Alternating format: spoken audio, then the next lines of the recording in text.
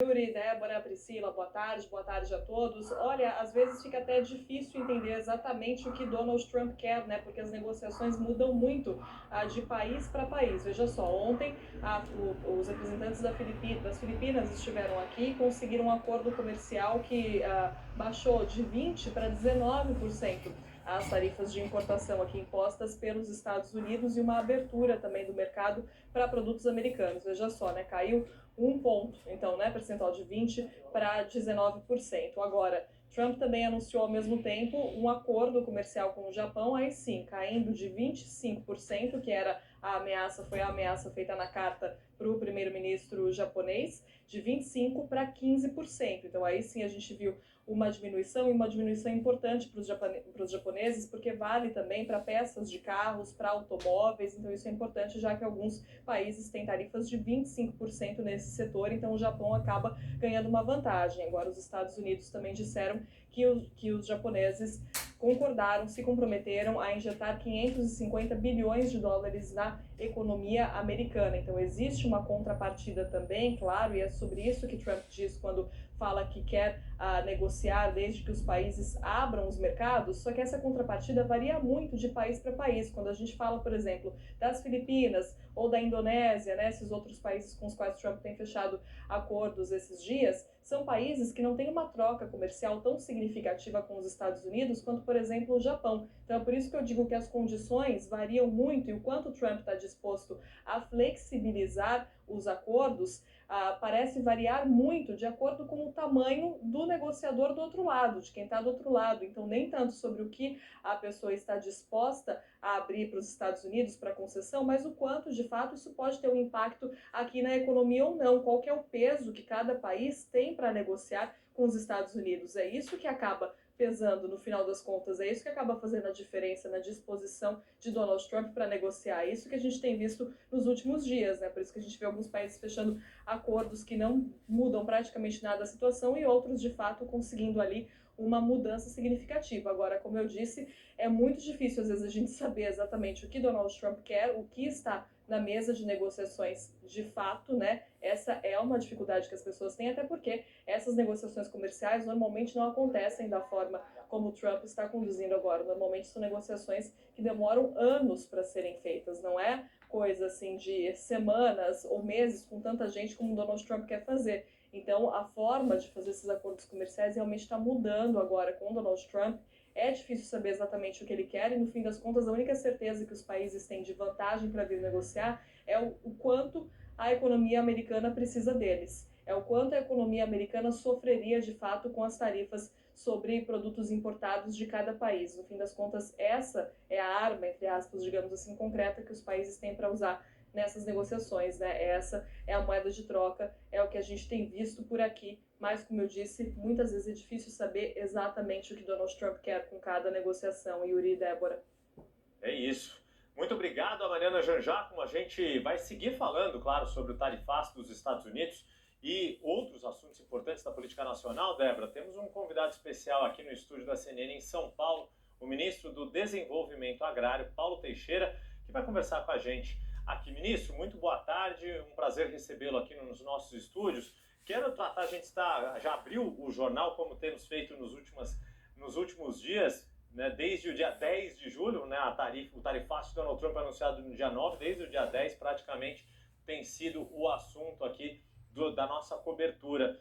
Queria ouvir do senhor, que trabalha na área, na pasta que cuida do desenvolvimento agrário, voltado ali à agricultura familiar, cooperativas, etc., se há uma avaliação do efeito que o setor agrário, no que tem esse atendimento mais direto, essa conexão mais direta com a sua pasta. A gente ouviu muitos dos grandes produtores, as grandes associações, mas e os pequenos produtores, as cooperativas, como que eles também podem ser afetados se o tarifaço de 50% for aplicado por Donald Trump a partir do dia 1º? Mais uma vez, boa tarde, ministro Paulo Teixeira. Boa tarde, Yuri. Boa tarde, Débora Bergamasco.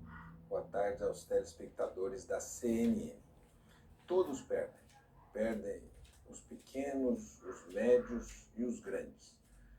Toda a cadeia de proteína, ela está integrada ao pequeno.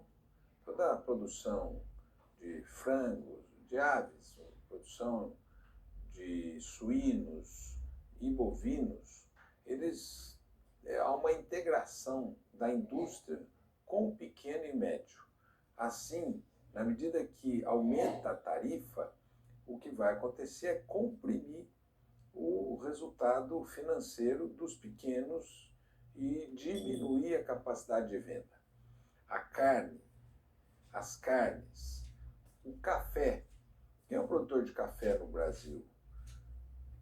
O grande produtor de café são os pequenos e médios, não é?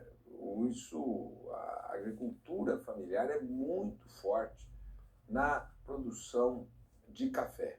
A fruta também, a fruta do Vale de São Francisco, o pequeno e o médio estão muito integrados na produção de fruta do Vale de São Francisco, assim como o grande. Então, os pequenos perdem, os médios perdem, os grandes perdem. Importante dizer que quando os Estados Unidos dizem que nós somos uma economia fechada, é uma avaliação errada, equivocada.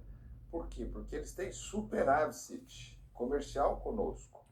E eles vendem mais para nós do que nós vendemos para eles. Então, se nós tivéssemos uma economia fechada, como é que eles teriam superávit?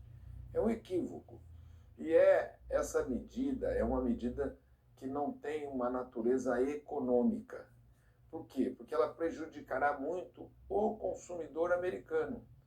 Por que se aumenta a tarifa nos Estados Unidos? Eles aumentam tarifa nos Estados Unidos com um único objetivo, de substituir importações, indústrias americanas que passarão a produzir os mesmos produtos. Alguém nos Estados Unidos vai produzir laranja? Não. Foi dizimada a produção de laranja na Flórida. Alguém nos Estados Unidos vai produzir carne tão barata quanto a brasileira? Não. Alguém nos Estados Unidos vai produzir manga? Não. Portanto, nem laranja, nem carne, nem manga, nem café. E vai prejudicar as indústrias americanas que importam esses produtos, eles não têm condição de substituí-los e quem vai perder é o consumidor americano. Por isso que eu acho que a solução é a diplomática para chegar num resultado que retire as tarifas, porque é prejudicial aos Estados Unidos. Ministro, boa tarde, um prazer tê-lo conosco aqui no 360. Ministro, eu gostaria de saber agora, né, parece que por enquanto o tarifaço vem mesmo, é a expectativa, né, é o cenário do momento, é a fotografia do momento. Minha pergunta é, o ministro da Fazenda, Fernando Haddad, já disse que está trabalhando num plano de contingência, né, caso de fato entre em vigor esse tarifaço no dia 1º de agosto. Gostaria de saber o seguinte, o senhor foi chamado para conversar com ele, o Ministério está dialogando com o Ministério da Fazenda, o que o senhor pode contar da participação do seu Ministério nesse plano de contingência? Nós estamos dando as opiniões do nosso Ministério, né? E elas coincidem com as opiniões do governo. A primeira opinião, Débora, vamos até o final na negociação diplomática, né? Porque há precedentes dos Estados Unidos recuarem das tarifas. Eles fizeram assim com a China. Com a China eles taxaram, puseram uma forte tarifa e quando chegou perto do início da validação dessa tarifa, eles recuaram. Verdade. Ao mesmo tempo, as empresas americanas, o consumidor americano já está reclamando.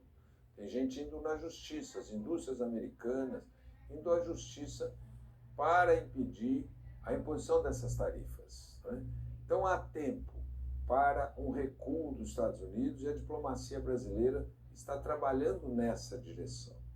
E, evidentemente, o governo brasileiro tem que pensar um plano B caso não haja recuo no dia 1º de agosto. Ministro, nesse contexto do tarifaço, do que está anunciado, do que está colocado até agora, um outro ponto que os americanos, os Estados Unidos falaram, e inclusive com eco do dirigente da OTAN, Mark Rutte, é de que quem tem comércio com a Rússia, por exemplo, também poderia sofrer algum tipo de taxação extra. O Brasil ampliou o seu comércio exterior com a Rússia, muito em função justamente da guerra na Ucrânia. Por exemplo, no setor de fertilizantes, que o Brasil ainda tem uma dependência externa muito forte.